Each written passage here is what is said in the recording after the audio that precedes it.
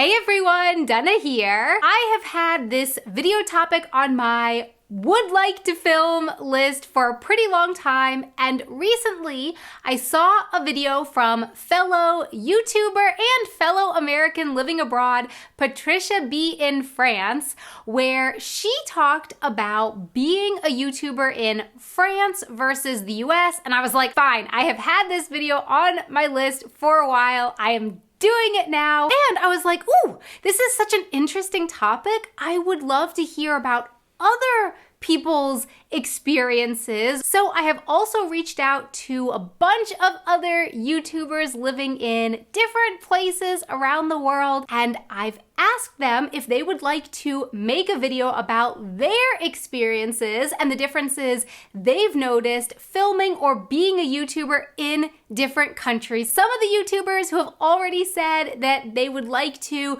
make a video and take part in this include Sunny from Sunny Travels, Andrea from Andrea Heckler, Lena from Lena Turns Green, Patricia, who I mentioned before. She also plans to upload a video on the topic to her French language channel. Kati from Kettes Reise will be talking about it on Instagram, I believe. Maybe, hopefully more. You can find some links down in the description box below. Look for the hashtag vlog around the world. Can't wait to see these other videos. The first YouTuber and or filming difference that I'd like to mention for this video is filming with other people. I've done a few video collaborations with Kari and Janusz over on the Easy German YouTube channel, where we go out on the street and we interview people in German, and I've got to say, it can sometimes be a bit of a challenge to get people to talk to you on camera here in Germany.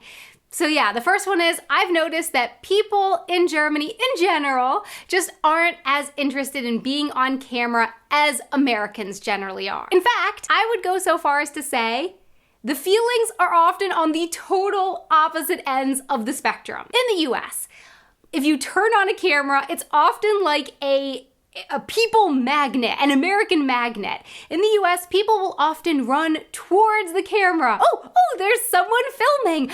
Let's go check it out. Maybe I can be on camera. Many Americans love being on camera. It was absolutely no problem for me to get my parents in some videos with me. And in fact, when I started filming more in 2014, my dad was asking like, can I be in a video? Can I be in a video? Whereas in Germany, no. In Germany, people are often much more wary about being on camera. Why are you filming? What are you filming? Instead of, why are you filming? What are you filming? Next up, bureaucracy. I'm guessing you're probably not really all that surprised to hear that there's a lot of bureaucracy surrounding being a YouTuber here in Germany. Lots of red tape. Now, I'm not a lawyer, so if you're looking for legal advice on this topic, do not get it from this video. Go to a lawyer, not a lawyer. Just to name a bit of the red tape here in Germany, there's the Impressumspflicht, which requires, among other things, for you to make your business address publicly available. You have to have a Gewerbelizenz, a commercial license. If you do live streams on a regular schedule, then possibly a broadcasting license could be required, which could possibly come with a pretty big fee. Especially when Stefan and I first started making videos on a regular basis here in Germany, it really felt to me like every time I blinked, there was another bit of bureaucracy or another rule that we needed to figure out, another red tape hoop to jump through. And this brings me to Werbung. In Germany, there's also the whole Werbung thing. Again, not a lawyer, so don't get your Werbung information from this video. Go talk to your Landesmedienanstalt. Maybe you have noticed it, YouTubers in Germany like me writing Werbung on videos, Instagram, Facebook. Okay, so first, I think it really has to be said, I do respect the thought process and reasoning behind this. I think it is definitely important to have transparency in advertising. 100%. I definitely do not think it's good if someone is like, ooh, this yogurt tastes delicious, but they were paid to say that and nobody knows that they were paid. So yeah, transparency is important, but I think as it is right now with writing the word Werbung or Anzeige on all different kinds of posts, it's not really creating transparency, it's just creating confusion. For the purpose of this video, let's talk about a nice little chart made available on the website of the Landesmedienanstalt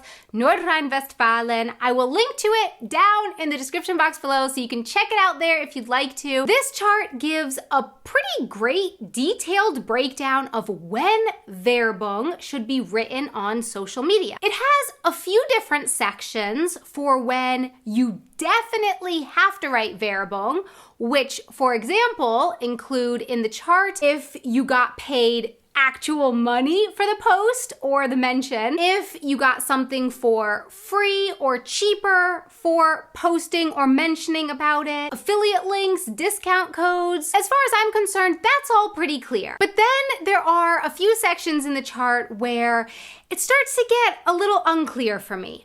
For example, the section in the chart on posting or mentioning on social media, among other things, about like a product, a brand, a region, a freaking region even, like Berlin or the East Coast of the United States, an event. The chart says, if you mention or post about these things on social media, just because you feel like it.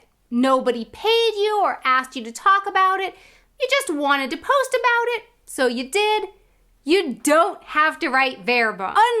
Unless specifies the chart, zu positive Darstellung. In English, I guess that would be like too positive of a presentation. If it is too positive of a presentation, then you would have to write Werbung even if you weren't paid or asked to make the post. But there's no explanation on the chart for what that means. Too positive of a presentation? I don't know. I'm American. I always talk about things in a really positive way. So what does that mean for me? This, watch out, too positive of a presentation also shows up again in the chart when talking about one's own products or linking to them or linking or tagging your friends. Usually, says the chart, no Werbung necessary unless zu positive Darstellung, too positive of a presentation. And yeah, because I'm an American and I often talk quite positively about things a lot of the time, you'll often see Werbung even if I didn't get paid or asked to post about something. For example, when talking about my book. You see Werbung up there now because I'm not just going to say that my book is good. That would be boring. I'm gonna say that I think my book is amazing, hilarious, super duper funny. It's my personal opinion that this book is the best book, dare I say it, ever. Because I'm a super duper expressive person. For me, American Donna, good is great is fantastic, and fantastic is the best one ever. So Werbung, or Werbung, whichever side I put it on. I'm not saying that I'm not grateful for this information, this chart. I am definitely grateful for the information the Landesmedienanstalt Nordrhein-Westfalen has put online, because some Landesmedienanstalten have really uninformative and quite confusing websites. Bavaria, I'm looking at you. Please update your website design. Or even better, please, Germany in general, update the rules for the world of social media, because transparency in advertising is really important. But writing Werbung or Anzeige on all sorts of different things, I think it's just leading to confusion. Oh, and quick disclaimer here, this is not a Werbung for the Landesmedienanstalt of Nordrhein-Westfalen, or for the region of Nordrhein-Westfalen in general. Nobody paid me or asked me to talk about this, and I don't think that I gave too positive of a presentation either. I would say that I was relatively neutral in my presentation. So, not a Werbung. Another YouTube difference between Germany and the US has to do with money. In the US, advertising is more popular in general. Companies in the US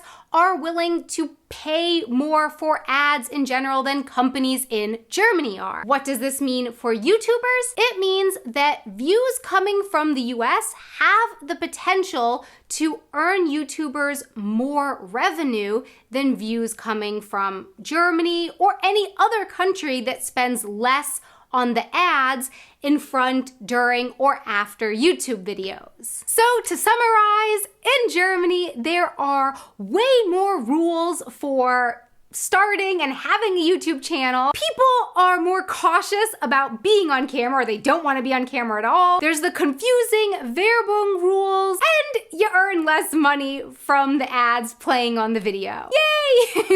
I still love you, Germany, and I wouldn't want to have it any other way. So my question for you is, what differences have you noticed between YouTube in general, being a YouTuber, filming in Germany, the US, or any other country in the world?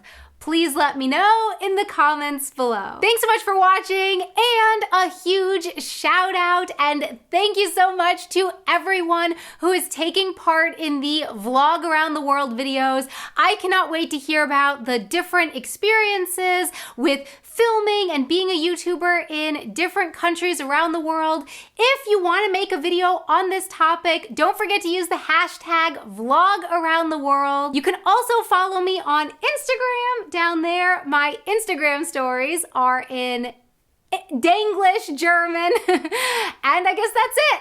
Until next time, Auf Wiedersehen.